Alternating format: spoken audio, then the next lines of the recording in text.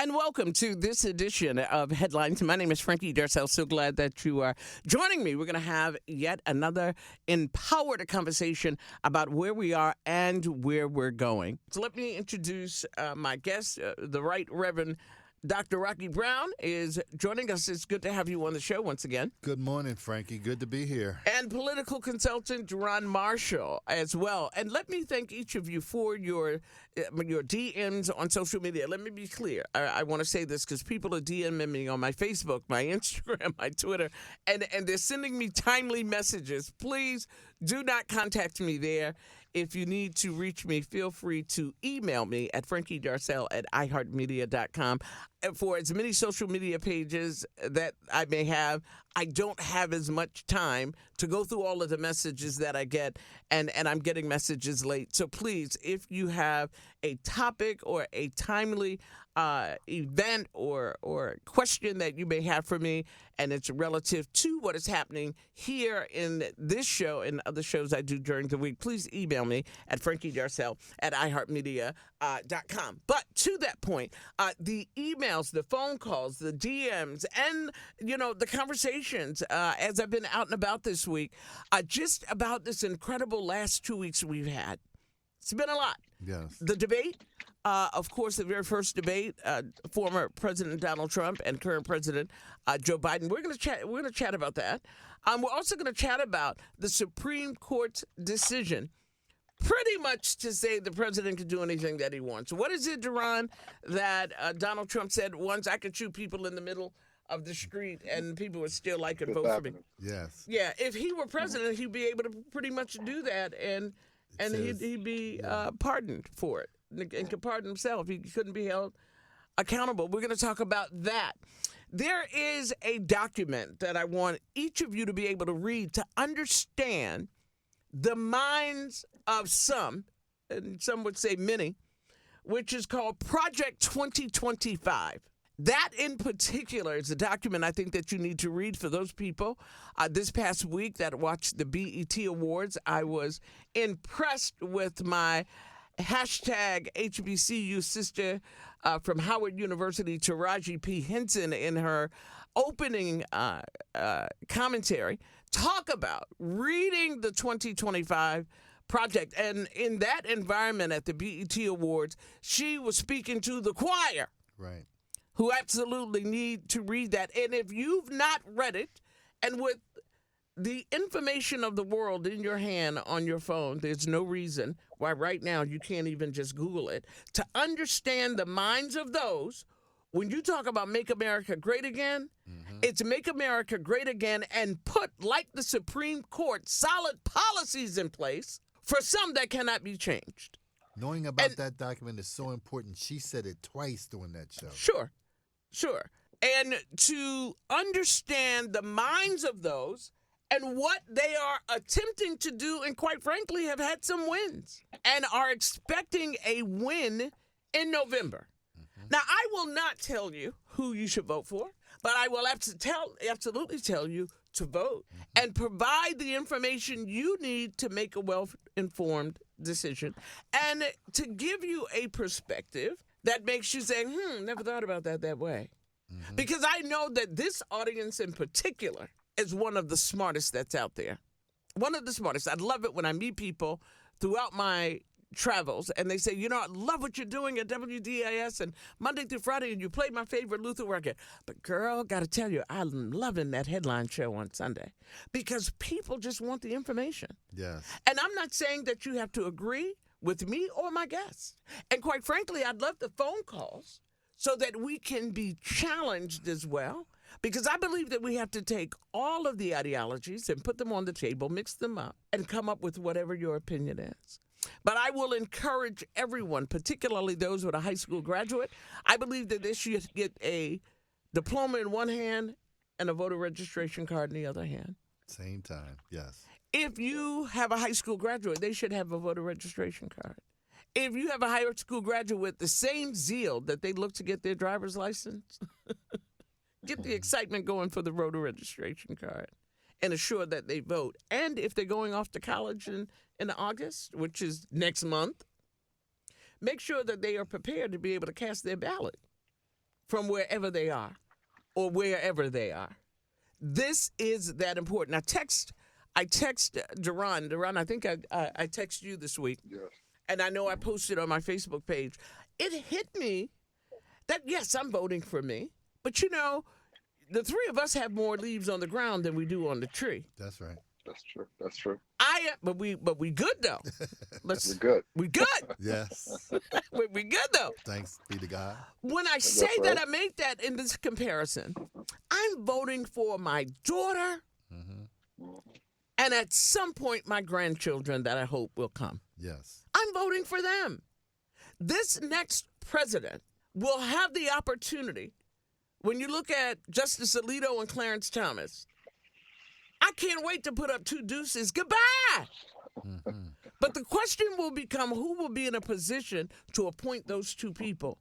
Who will sit for the next 40 or 50 years? Yes. When we look at what happened this past week by those 6 right-wing conservative judges who gave this president, a precedence, we just celebrated 4th of July. This has never happened before. It's never happened. We're going to talk about that. But they will get the opportunity to select, at best, 2 Supreme Court justices. Can you imagine 8 on the court? Oh, well, it would end up being 6 because if 2 of them retire, it would still be the 6. I'm going to start with Duran on that part because, Duran, you have, and you and I have talked about this in terms of the Supreme Court, and there's been conversation because under this Supreme Court Justice Roberts has gone way left. So there's been conversation about whether or not they need to add to the Supreme Court or how they need to focus on that. And you've had an interesting perspective. Since I was talking about the Supreme Court, let you just give your point of view relative to the Supreme Court and how you think that should look. Well, it's just interesting. First of all, it's good to be here with you and definitely the good Reverend to have these kind of conversations because this is not a discussion that ordinarily takes place. But let's talk about the Supreme Court and let's talk about some of the decisions that have been made and how the Supreme Court has decided and has turned actually post-Reconstruction. It's always talking in our country, we go through and we talk about 3, there was a war Reconstruction, there was a presidential Reconstruction, and then it was the racial or congressional Reconstruction about 1877. And then at that point, from on until now, there's been systems in place to and remember the Reconstruction had to do particularly the one in 1877, moving the soldiers out of the South. So the South wanted to rise again after that. Right. So we can go back to a period of time where individual states could determine who had rights and who did not have rights. Let's not forget that when you talk about the Supreme Court, we talk about in the context of Ruth Ginsburg, who came through a period where votes were taken away in 1950, and it took a large effort in order for women to receive their rights again because they were not voting with the majority, and then many of them capitulated to do just that. So many of the place that we in has been built over years, and when you look at the Supreme Court, yes, we have 2 justices, one who, if it's under any ethics rule in any place in America, he would have been taken off of the bench already. He has taken millions of dollars in judgments and people who were in front of him with business, and he voted in their favor on each occasion. Remember, here's a Justice in Thomas who just think if it was not for Thurgood Marshall, he would not be on the bench. He is the meaning of a racial hire in that case. He was only hired because the first Black justice was sitting on the bench, and they went and found him. Because notwithstanding, he did not have a tenure or background consistent with being a justice. And since he's been on the court, he's done nothing but sell the bench the entire time. And we're not even going to go into Gorsuch, who then blames it on his wife for hanging a flag. What kind of man does that? In addition, if you look at his rulings, what you see is a justice that has been stuck on going back to a period of time where maybe different races didn't mix. Let's take away gay rights. Let's force Christianity into the governing system of America. Although you may have people who have different beliefs, let me tell you, for many years I was an elected official. I had to represent people who were atheists. I represent people of all factions. You don't get to choose the people that you represent in America. But this court wants to do just that. Mm-hmm. Yeah. And your thought is at the expanding of the Supreme Court. Do you believe that they should add, maybe? But look, they add, and depending on how you vote in November or past there, they can add more. It could make it worse. Right? So, but clearly, and then we'll get to oversight, Duran. Yes. Because what we need for sure is an oversight. Because just like this ruling, nobody can check them. Right. They have no accountability to anybody, and they waited to make this recent decision as their last decision of this session. And quite frankly, there are some that would say, they did it, they threw a rock, hid their hand, and then went into absentia until the next session. They poof, like, remember that? Puff the Magic, they poof. Right. Disappeared like cowards. Yeah. After making that decision this past Monday, and then said, we'll make it the last one, and then we could all go run and hide. Go ahead, Duran. No, let's not forget, and because I don't want to filibuster this point, but let's not forget that if you're of European descent, your ancestors left England. They left Europe in order to have independence, in order to get away from a monarchy. Let's add to that as you continue. Some left, and the Queen kicked some out. But go ahead. And the Queen kicked some out. Yeah, let's be clear many about of the ones that got kicked out was on the boat rolling, because we know Because they was on their Columbus way. never made it to America. This was their Rikers Island, really. Right. That's right. They're right. That's right, Pastor. But the irony is that, unless we elect a Democrat, we have to elect a Democrat. Don't get me wrong. I'm all for a system where we just say, hey, you know what, whoever, and we just got to go out and vote. But let me tell you, your rights are attached to the person you put in office, and you can't just sit this one out. So give an example. If we had a couple more votes, filibuster-proof Senate, we could do a couple things, which is expand, give the Virgin Islands what they deserve, Absolutely. 2 senators. Yeah. And give Puerto Rico what they deserve, 2 senators. Give Washington, D.C. what they deserve, 2 senators. Just that alone would enshrine the fact that we would have a court consistent with this country. Correct. Because this country is a lot more liberal than the court is portraying in its ruling. Yeah. But to expand it to 9 or to expand the court, we need to have a Senate that's consistent with House for sure, but a Senate that definitely would confirm a new couple of justices. All right, and I just want to be clear on the point you made so that people understand, because Puerto Rico have no senators representing their community. No. Washington, D.C. has no senator, mostly a black and brown community, right? In Puerto Rico, they have no Senate representation.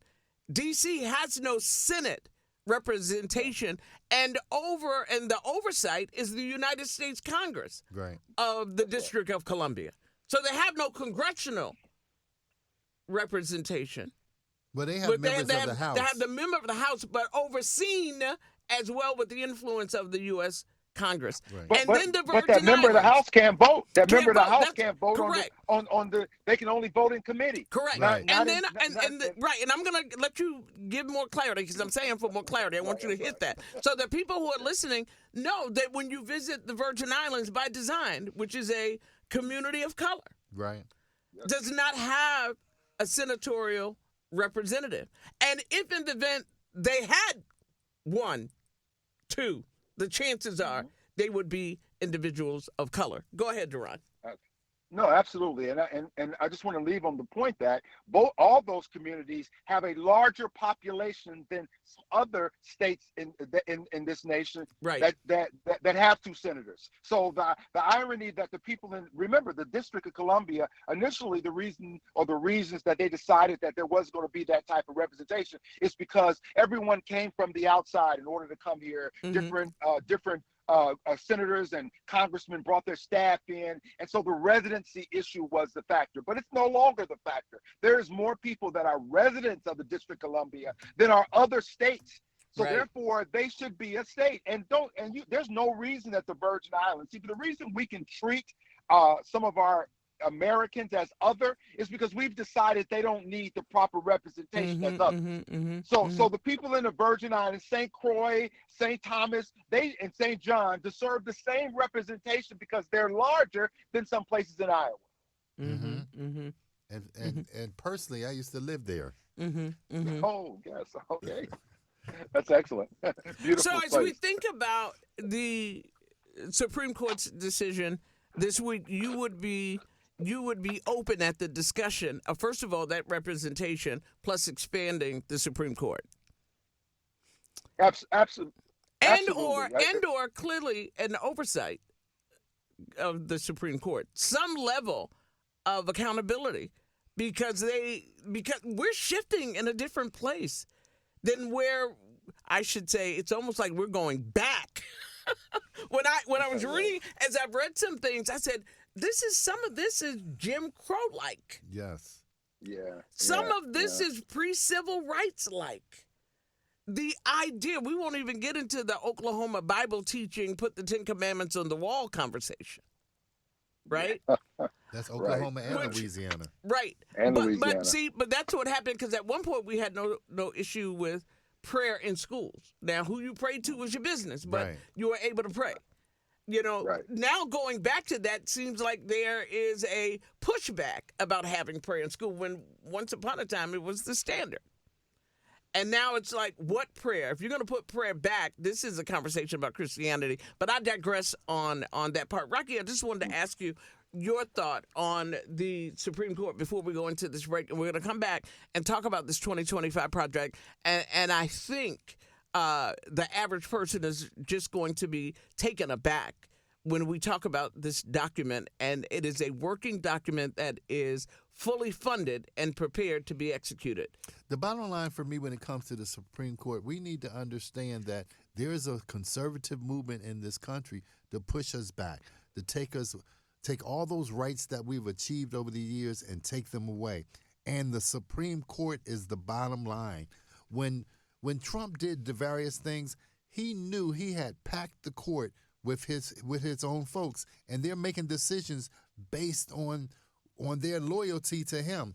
We've got to be mindful that when you go vote, you're not just voting for that person running for president. You're voting for the policies that's going to be a part of that administration, and you're voting for the next people who are going to be appointed to the Supreme Court.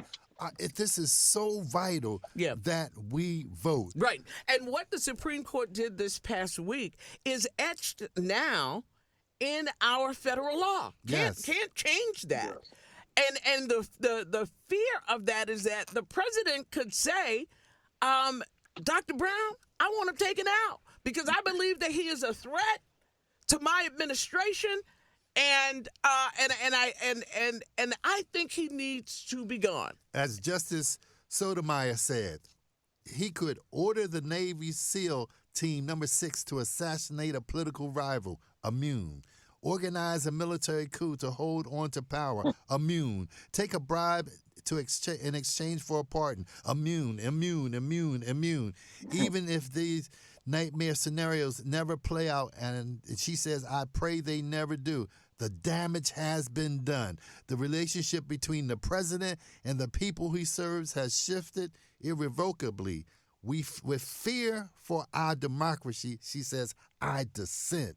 And I'm fearful myself All right, because and we you should never be. know where we're going. All right, great. Thank you so much. Reverend Dr. Rocky Brown, my guest, along with political consultant Jerron Marshall. We're going to be joined by an incredible young person on the back end of the show coming up in just minutes. And let me remind you, I want you to go to my YouTube page, Frankie Darcell, on YouTube. You'll be able to listen to this show in its entirety.